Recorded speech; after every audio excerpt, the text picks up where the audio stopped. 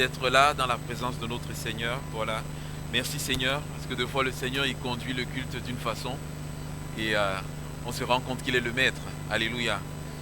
Je bénis le Seigneur pour la lecture que notre frère a fait ce matin. Elle était un peu particulière, mais c'est le Seigneur qui ne faisait que confirmer une partie de la prédication. Amen. Et ce matin, il y a une prière aussi qui s'est levée. Le Seigneur confirmait une deuxième partie de la prédication. Alors, je me retrouve lié pour vous partager ce message ce matin. Amen. On va partager cette parole. On se rappelle, dimanche dernier, j'ai partagé sur ce thème des certitudes dans un monde incertain. Amen. Et on avait parlé de deux certitudes. On sait que nous sommes dans un monde qui vacille énormément. Et, des vents contraires qui sont là. Et le Seigneur désire vraiment pour ses enfants qu'ils soient stables. Amen. Parce que notre Dieu nous aime. C'est vrai, on a chanté « Seigneur, je t'aime », mais parce que tu m'as aimé le premier. Amen. Dieu nous aime et il désire que nous soyons stables dans le monde dans lequel nous vivons. Et nous avons partagé deux certitudes la semaine dernière. Lorsque le monde est ébranlé, lorsque les fondements de la terre sont ébranlés, le juste, qu'est-ce qu'il fait? Il sait une chose, c'est que la communion avec Dieu le Père et avec Dieu le Fils est toujours possible. Amen. Il peut toujours aller vers son Père Céleste, entrer dans sa présence et il peut être dans l'intimité. Et de cette intimité, il sera béni. Le deuxième point qu'on avait vu, la deuxième certitude que le Seigneur nous donne, c'est Dieu est lumière et il n'y a point de ténèbres en lui. Amen. Lumière qui nous parle de la sainteté de Dieu, qui nous parle de Dieu qui éclaire, qui nous parle de Dieu qui chasse la confusion, qui chasse les ténèbres, qui chasse le mal, qui chasse le péché. Lui seul, il est capable de le faire. Et lorsque nous sommes en contact avec lui, il fait cela dans chacune de nos vies. Amen. Et on veut bénir le Seigneur pour cela. Ce matin, on va avancer, toujours dans l'épître de Jean, première épître, toujours au chapitre 1, on va lire des versets 8 jusqu'au chapitre 2 et le verset 2. Amen. 1 Jean 1, verset 8 au chapitre 2, verset 2. Donc vraiment toujours dans cette pensée des certitudes, que le Seigneur fasse en sorte que nous puissions serrer ces certitudes sur nos cœurs. Amen. De les repasser constamment sur nos cœurs, de telle sorte que, Seigneur, quand des temps difficile arrive, que je puisse me rappeler de toutes ces choses et que ces choses puissent me soutenir. Amen. La Bible déclare que Dieu soutient toutes choses par sa parole puissante. Amen. S'il a créé le monde par sa parole, s'il soutient le monde par sa parole, à combien plus forte raison nos vies, bien-aimés. Alléluia. Alors que je m'appuie sur la parole de Dieu, j'ai l'assurance que Dieu va soutenir ma vie. Amen. C'est la raison pour laquelle je veux m'enraciner dans cette parole. 1 Jean 1, le verset 8, la Bible déclare: si nous disons que nous n'avons pas de péché, nous nous séduisons nous-mêmes, et la vérité n'est point en nous. Si nous confessons nos péchés, il est fidèle et juste pour nous les pardonner et pour nous purifier de toute iniquité. Si nous disons que nous n'avons pas de péché, nous le faisons menteur, et sa parole n'est point en nous. Mes petits enfants, je vous ai écrit ces choses afin que vous ne péchiez point. Et si quelqu'un a péché, nous avons un avocat auprès du Père, Jésus-Christ le juste. Il est lui-même une victime propitiatoire pour nos péchés, non seulement pour les nôtres, mais aussi pour ceux du monde entier. Amen. Et dans ces deux passages qu'on a lus, il y a deux autres certitudes qu'on va voir ce matin. La première certitude, c'est vraiment l'assurance du pardon de nos péchés. Amen. Vous me direz que bon, ça c'est l'entrée de la vie chrétienne. Tout à fait d'accord avec vous, mais ici, l'apôtre est en train de parler à des chrétiens qui sont avancés dans la foi. Et il éprouve encore le besoin de leur rappeler cette vérité, de leur rappeler cette certitude, parce que l'apôtre Jean, il croit que de rappeler ces certitudes, c'est utile pour ces chrétiens, parce que ces chrétiens aussi sont dans des temps troublés, dans des temps perturbés, et ils ont besoin de cela, et notamment il va s'arrêter sur ce verset, et il dit, si nous disons que nous n'avons pas de péché. J'ai été frappé, parce qu'il le rappelle deux fois. Je ne sais pas si vous avez remarqué. Il le rappelle dans le verset 8 et il le rappelle encore dans le verset 10. Et ici, il écrit, non pas à des inconvertis, non pas à des personnes qui ne connaissent pas Dieu, mais il écrit à des chrétiens. Amen. Et quand il écrit à des chrétiens, ça doit nous interpeller nous aussi. Je pense que ça a interpellé ses contemporains de Jean. Ça doit nous interpeller. Il dit, si nous disons que nous n'avons pas de péché, nous nous séduisons nous-mêmes. Et il est en train de dire ici, en quelque sorte, si nous disons que tout va bien, nous sommes parfaits, nous avons déjà atteint la perfection, nous n'avons plus besoin de rien, alors attention. Et on en vient au texte que notre frère nous a lu. Parce que tu dis, je suis riche, je n'ai besoin de rien. Et on va le voir, j'ai marqué le verset Apocalypse 3, 17 dans mon passage, le passage que le frère a lu, on va le lire tout à l'heure. Et en fait, il dit, nous on bronche d'une façon ou d'une autre, bien aimé. Mais ceux-là, ils disent, nous on ne bronche plus, nous on n'a plus d'erreur, nous on n'a plus de faute, on est parfait. Et ici, l'apôtre, il dit, cette personne-là, elle se séduit, c'est-à-dire, elle se trompe elle-même, elle est en train de s'égarer, et elle est sur le chemin de l'erreur, sans s'en rendre compte. Elle est sur le chemin de l'erreur, elle est en train de glisser, mais elle ne le réalise pas. Elle est en train de se fourvoyer, mais elle ne le réalise pas. Et il va encore un peu plus loin. Cette personne est sur la voie de l'autodestruction. Il dit, cette personne n'a pas la vérité, elle n'a pas la parole de Dieu en elle. La parole de Dieu nous parle de la sanctification progressive, de toujours veiller sur nos voies, de toujours faire attention. Mais il dit ici à ces chrétiens, faites attention de ne pas dire, pour moi ça va, j'ai plus besoin de grandir, j'ai plus de péché, voilà, je suis parfait. Il dit attention, sinon ce qui est arrivé aux chrétiens de Laodicée va nous arriver. Pourquoi? Parce que les chrétiens de Laodicée, il dit parce que tu es riche, parce que tu dis je suis riche, je me suis enrichi, je n'ai besoin de rien, parce que tu ne sais pas que tu es malheureux, misérable, pauvre, aveugle et nu. Il est en train de dire parce que tu ne sais, tu es en train de te fourvoyer, tu es sur une voie glissante, tu es sur une voie descendante, tu es dans le chemin de l'erreur, mais tu ne sais pas. Il dit je te conseille d'acheter de moi de l'or éprouvé par le feu, afin que tu deviennes riche, et des vêtements blancs, ce sont les vêtements qui sont trempés dans le sang de l'agneau, blanchis, purifiés de tout péché, et que tu sois vêtu, et que la honte de ta nudité ne paraisse pas, et un collier pour oindre tes yeux. Notre Dieu n'est pas un Dieu menteur. Si on dit que mais Seigneur, j'ai déjà atteint la perfection, Dieu dit non. Il y a toujours la nature charnelle en nous. Amen. Il y a toujours le péché, il y a toujours ces relents qui sont là, qui remontent d'une façon ou d'une autre. Et si je dis, moi je ne suis plus dans cette catégorie, alors je dis, Seigneur, ta parole, elle est dans l'erreur. Mais la parole de Dieu n'est pas dans l'erreur. Du temps de Jean, il y avait cette hérésie qui était là, des personnes qui enseignaient qu'on pouvait atteindre la perfection déjà sur cette terre. Mais la mauvaise nouvelle, c'est qu'on ne peut pas atteindre la perfection sur cette terre. On est toujours en transformation. Mais la bonne nouvelle est la suivante, c'est que Philippiens 1,6 le dit. Je suis persuadé que celui qui a commencé cette œuvre en vous l'amènera jusqu'à son plein. Alléluia. L'amènera jusqu'à son plein accomplissement. Alors, Seigneur, je reconnais que je suis faillible d'une manière ou d'une autre. Je bronche d'une manière ou d'une autre. Mais je veux reconnaître que tu es à l'œuvre en moi, me transformant afin que je sois comme toi tu veux. Alléluia. À la stature parfaite de Christ, afin que nous soyons parvenus à l'unité de la foi. Amen. Seigneur, je veux m'attacher à toi, Seigneur. Bien sûr, lorsqu'on parle de cela, de dire cela, c'est pas en avançant. Bien aimé, dans ce verset 9, le Seigneur, il dit, si on a un péché, qu'on vienne devant lui, il dit, si nous confessons ce péché, il est fidèle et juste pour nous pardonner. Amen. Il dit, lorsque je reconnais mon état de péché, lorsque je reconnais que je bronche, qu'est-ce que je peux faire? Je peux venir devant Dieu à tout moment et en tout temps. Et Dieu dit une chose, il va me pardonner. Bien aimé, ça c'est une assurance.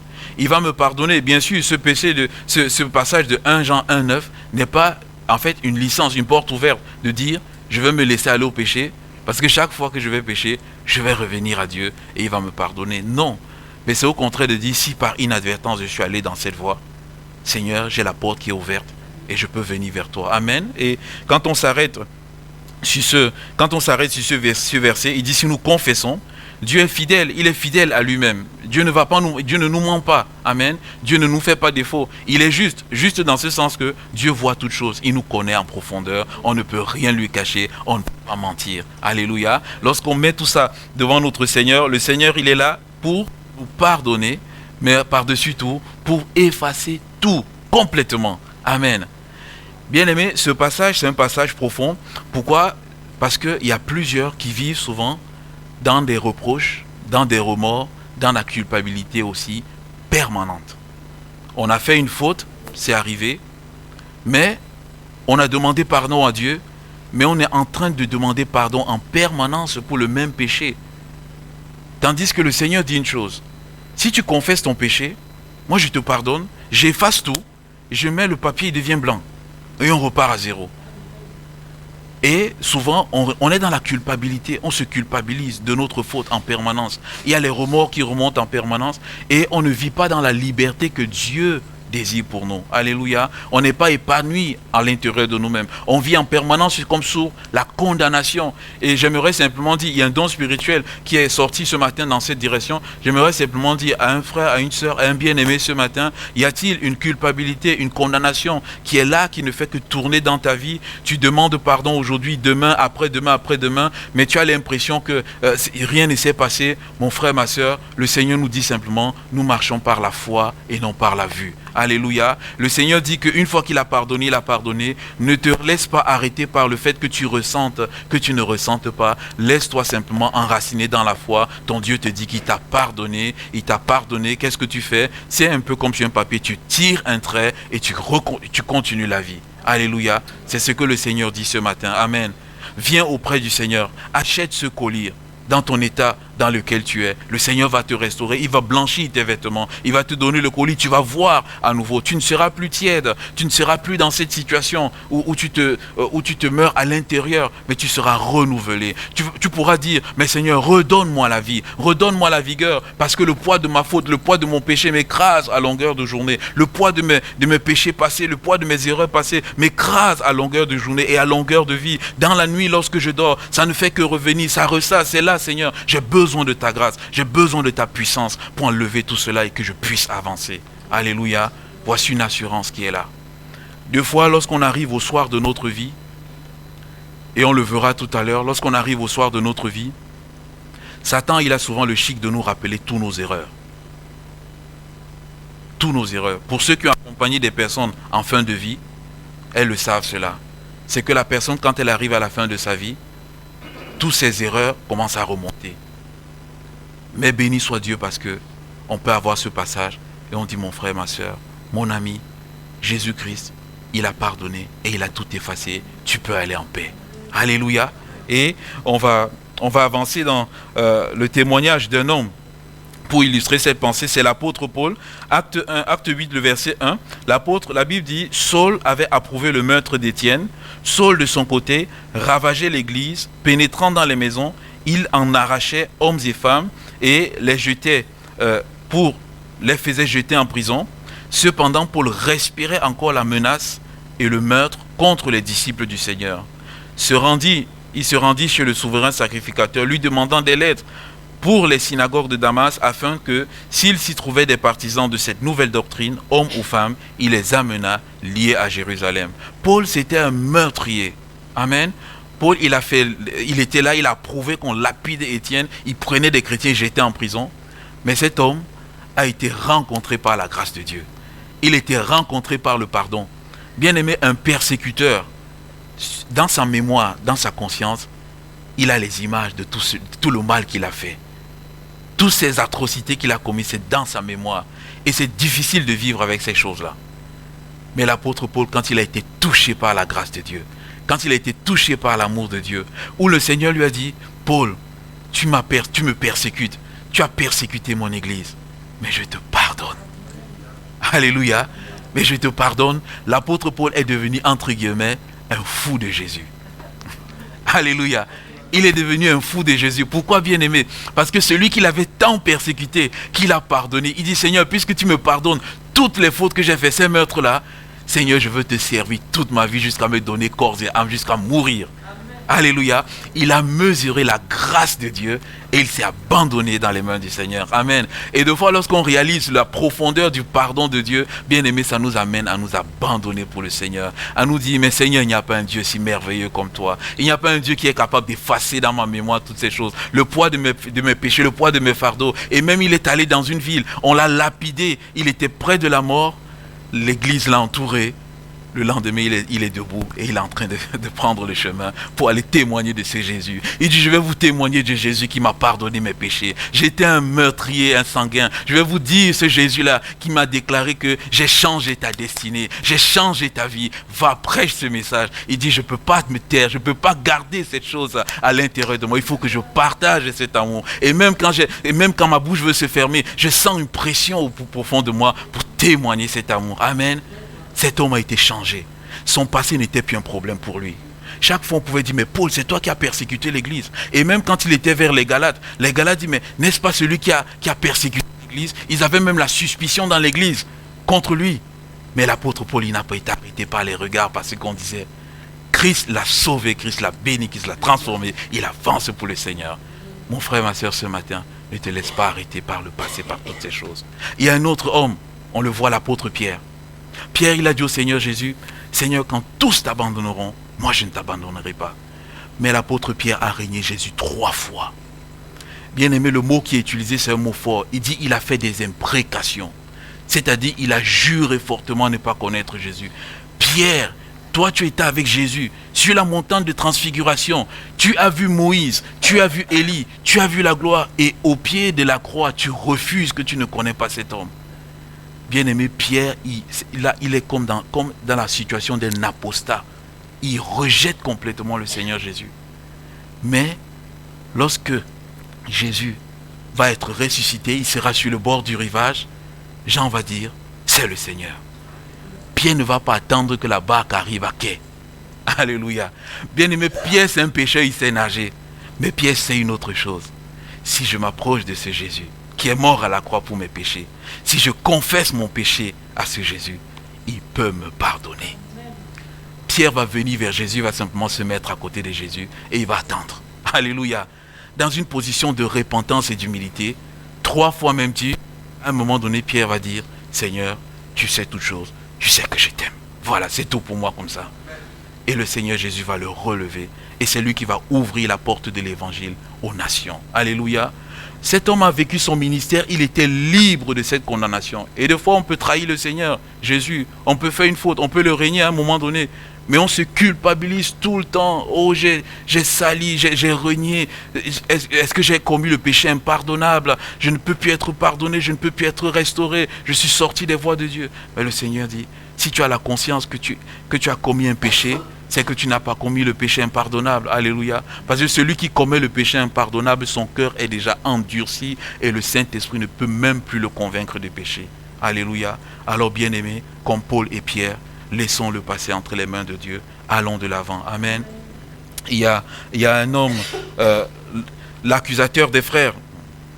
On va passer autant pour moi dans le deuxième passage dans 1 Jean 2. La deuxième certitude, justement, on va parler de l'accusation des frères.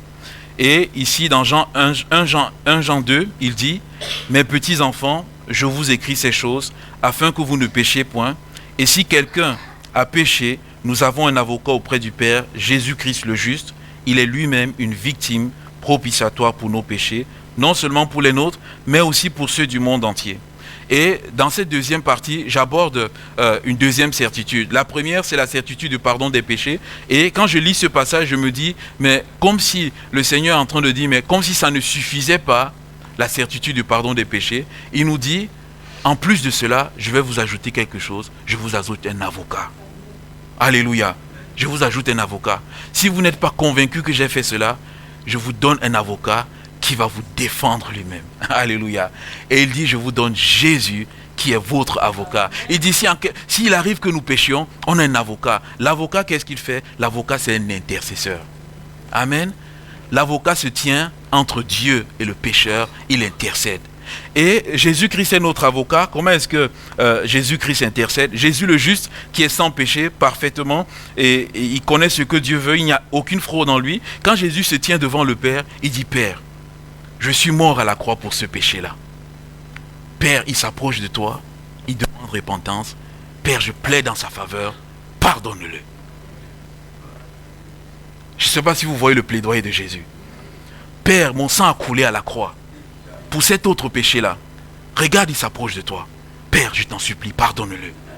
Père, j'ai payé le prix pour lui. Fais-lui grâce. Et qu'est-ce que le Père fait? Il pardonne. Pourquoi? Parce que Jésus est l'avocat, il est le juste. Il n'y a pas de péché en lui, tout est parfait et il pardonne. Mon frère, ma soeur, il y a quelque chose qui est là. Jésus l'avocat se tient ici ce matin, il dit, moi j'intercède auprès du Père et j'ai obtenu pour toi, avant même que tu t'approches, j'ai obtenu pour toi la grâce. Accepte mon plaidoyer, accepte ma grâce. Le Seigneur Jésus se tient et c'est ce qu'il a fait. Il dit, Père, c'est pour lui que je suis devenu une victime propitiatoire. Vous savez, dans le tabernacle, il y avait le couvercle de l'arche de l'alliance. On appelait le propitiatoire. Et propitiatoire, en fait, simplement pour être propice, dans la pensée de être favorable, que la colère de Dieu soit ôtée. Il dit, je suis la victime propitiatoire. Quand Jésus se présente devant le Père, il dit, Père, je sais que tu es en colère contre lui. Je sais que tu es en colère contre elle. Mais moi, je suis la victime propitiatoire. Je suis la victime qui enlève cette colère. Je suis la victime qui détourne cette colère. Regarde-moi, Père, que ta colère soit ôtée et que lui, il ait la grâce. Amen. Bien-aimé, lorsqu'on s'approche de Dieu avec un cœur repentant, compatissant, demandant la compassion autant pour moi, saisissons que ce n'est plus la colère qui est sur nous, mais c'est la compassion de Jésus qui est sur nous. Alléluia. Et le Seigneur Jésus l'a fait à la croix. Il dit, Père, pardonne-leur, car ils ne savent pas ce qu'ils font. Il était déjà dans son ministère d'intercession. Le Seigneur Jésus intercède pour nous. Alors, bien-aimés, soyons rassurés par cette attitude. Et nous allons le voir dans l'Ancien Testament. Là, je vais vous parler de l'accusateur des frères. La Bible parle de quelqu'un qui s'appelle l'accusateur des frères. Et celui qui s'appelle l'accusateur des frères, la Bible nous dit c'est Satan. Satan qui est l'accusateur des frères. On va lire dans Zacharie 4 et dans Zacharie 3, autant pour moi, des versets 1 jusqu'au verset 5. On va les lire ensemble. On va se rendre compte que il y a quelque chose qui se passe dans le domaine spirituel, bien-aimé. Et nous avons besoin vraiment de saisir cette réalité. Zacharie 3, des versets 1 au verset 5. Ici, on est dans un cas typique de l'accusation de l'ennemi qui peut être dans la vie d'un serviteur comme dans la vie de tout enfant de Dieu. Amen. Et le Seigneur, ici, dans Zacharie 3, il nous révèle quelque chose. La Bible déclare que Dieu a fait voir à Zacharie le prophète, il me fit voir Jésus, le grand sacrificateur, debout devant l'ange de l'Éternel, et Satan qui se tenait à sa droite pour l'accuser. L'Éternel dit à Satan, que l'Éternel te réprime, Satan. Que l'Éternel te réprime, lui qui a choisi Jérusalem. N'est-ce pas là un tisson arraché du feu? Or, Josué était couvert de vêtements sales et il se tenait debout devant l'ange. L'ange, prenant la parole, dit à ceux qui étaient devant lui, ôtez-lui les vêtements sales. Puis il dit à Josué, vois, je t'enlève ton iniquité et je te revêts d'habits de fête. Alléluia. Je dis qu'on mette sur sa tête un turban pur, et ils mirent un turban pur sur sa tête, et ils lui mirent des vêtements. L'ange de l'Éternel était là. Amen. Qui est l'ange de l'Éternel dans l'Ancien Testament? C'est Jésus. On voit ici Josué, le souverain sacrificateur. La Bible dit qu'il avait des vêtements sales. Et Josué était dans une position de péché. Josué était dans une position de péché. Et qu'est-ce qui s'est passé? Satan, il vient devant Dieu et il accuse Josué. Il dit non, lui il est sale. Il mérite le châtiment, il mérite la condamnation. Satan, il est venu pareillement devant Dieu et il a accusé Job. Dans l'Apocalypse 12, la Bible l'appelle l'accusateur des frères. C'est lui qui accuse, il pointe le doigt. Mais qu'est-ce que le Seigneur va faire? La Bible déclare que l'ange de l'Éternel s'est positionné là et il a défendu Josué. Alléluia.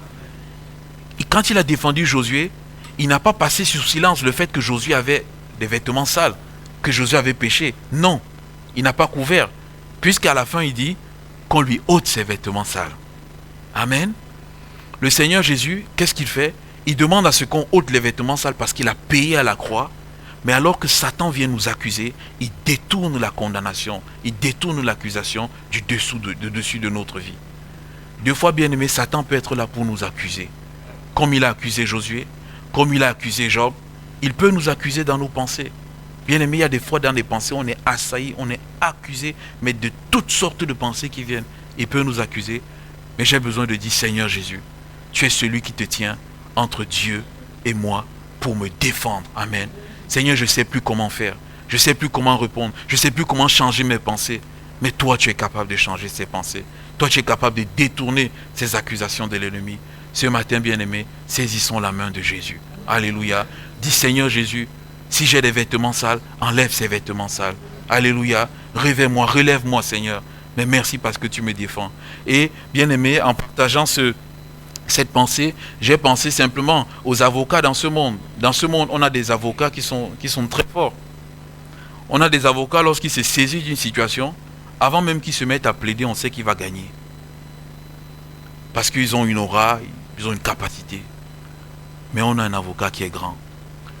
On a un avocat qui, avant même qui est le souci, qui est le problème, il a déjà remporté la victoire. Alléluia.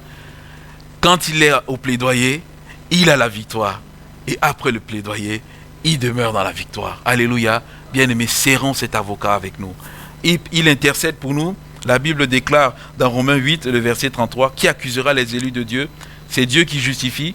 Qui les condamnera? Christ est mort. Bien plus, il est ressuscité. Il est à la droite de Dieu. Et il intercède pour nous. Amen. Mon frère, ma soeur, Jésus aujourd'hui, et je le crois, alors qu'on est dans ce culte, alors qu'on est en train de partager l'évangile, la parole de Dieu, il est là-haut en train d'intercéder pour nous. Il intercède peut-être pour quelqu'un qui combat ici en ce moment. Il intercède pour nous. Alléluia. Qui nous accusera? Personne. Lorsque je prie, lorsque l'église prie, c'est une bonne chose. Mais quand je prie et que l'église prie, Jésus lui aussi, il est aussi en train de prier pour moi. Amen. Et je veux m'attacher à cela. Le Seigneur Jésus dit, il est victime propitiatoire, non seulement pour nous les chrétiens, mais il ajoute une chose, il est victime propitiatoire aussi pour tous ceux du monde. Et là aussi, bien aimé, c'est important de saisir cela. Et le Seigneur Jésus, il est victime propitiatoire pour tous ceux qui sont dans le monde. En quel sens? C'est-à-dire tous ceux qui s'approchent de Dieu, qui ne le connaissent pas, qui n'ont pas encore fait la paix avec lui. Le Seigneur, la Bible dit, Jésus est capable de les sauver parfaitement. Alléluia. Et la Bible déclare que Jésus lui-même, il est vivant et il intercède pour eux. Chaque fois que je lis cela, ça m'encourage. Parce que dans l'œuvre de l'évangélisation, bien aimé, nous ne sommes pas seuls. Alors qu'on est en train de témoigner, alors qu'il y a une âme qui s'approche de Jésus, de Dieu, Jésus est dans le ciel, il dit, Père, regarde cette âme. J'intercède afin qu'elle soit sauvée. J'intercède afin qu'elle vienne à toi. Père, regarde tous les obstacles qui sont sur sa voie. Père, je prie afin que tu enlèves ces obstacles, afin que cette âme puisse venir à toi. Alléluia. Bien-aimés, est-ce que nous avons cette vision de ce que lorsque des âmes s'approchent de Dieu, lorsqu'il y a des combats qui sont là, lorsqu'il y a des résistances qui sont là, le Seigneur Jésus, lui, il est dans le ciel, il combat aussi pour que ces résistances-là tombent, afin que ces personnes-là viennent à lui. Ésaïe 53 le dit, Amen, qu'il intercède pour le salut des âmes. Amen. Bien-aimés, alors, nous prions pour les bien-aimés, nous prions pour nos enfants, nous prions pour nos amis, nous prions pour ceux que nous côtoyons, qui s'approchent du Seigneur, qui posent des questions. Alors, lorsque nous prions pour toutes ces personnes, lorsque nous témoignons à ces personnes, n'oublions pas que Jésus est aussi leur avocat. Il est leur avocat parce qu'il y a un qui est là, qui s'appelle l'accusateur, c'est vrai des frères, mais l'accusateur de tous les hommes. Parce qu'il y a Satan qui ne veut pas que les hommes soient sauvés. Il ne veut pas que les hommes s'approchent de lui. Il trouvera toujours un moyen pour mettre un obstacle entre Dieu et ceux qui s'approchent de Dieu. Et là, le Seigneur Jésus se met pour intercéder et pour déclarer, moi aussi je suis mort pour cette âme, afin qu'elle soit sauvée. Alors Père Céleste, attire cette âme à toi. Alléluia. Qu'est-ce qu'il a dit quand il allait à la croix? Lorsque j'aurai été élevé, j'attirerai tous les hommes à moi. Alléluia. Bien-aimé, c'est ce que le Seigneur Jésus fait. Simplement, ces deux assurances ce matin, le Seigneur, il est capable de nous pardonner de nos péchés. Alors soyons libres de tout ce qui peut être là, de toute culpabilité, de toute condamnation. Si nous sommes dans un état de péché, dans un état de tiédeur, de dire, Seigneur, je viens vers toi, je me répands devant toi, communique-moi la vie. Deuxième certitude, Jésus est notre avocat, il intercède pour nous. Alléluia. Dans le domaine du péché, mais je crois que Jésus intercède dans plusieurs autres domaines. Alléluia. Le domaine des grâces de Dieu, des bénédictions de Dieu. N'est-il pas celui qui a dit, je prierai le Père et vous enverrai le Saint-Esprit? Alléluia. Alors lorsque je cherche le baptême du Saint-Esprit, je suis dans la paix parce que Jésus, il a déjà prié pour moi afin que je sois baptisé. Alors je suis dans la foi. Je dis, Seigneur, je veux saisir cette bénédiction. Je veux ouvrir mon cœur afin d'être rempli parce que toutes les conditions sont accomplies. Amen. Bien-aimés, on va prier le Seigneur. Et simplement ce matin, s'il y a des bien-aimés ce matin qui se sentent comme tièdes dans leur cœur, qui sont comme dans un état, quand une personne dit qu'elle n'a pas de péché, c'est qu'elle est insensible, elle n'est plus sensible. De dire, Seigneur, ravive-moi, Seigneur, interpelle-moi par le Saint-Esprit, convainc-moi de péché afin que je m'approche, afin que tu puisses me renouveler. Si quelqu'un est sur l'accusation, la condamnation de l'ennemi, et le pouvoir dire, Seigneur Jésus, tu es mon avocat, tu vas me donner la victoire dans ton nom précieux. Alléluia. Que notre Dieu soit béni. Amen.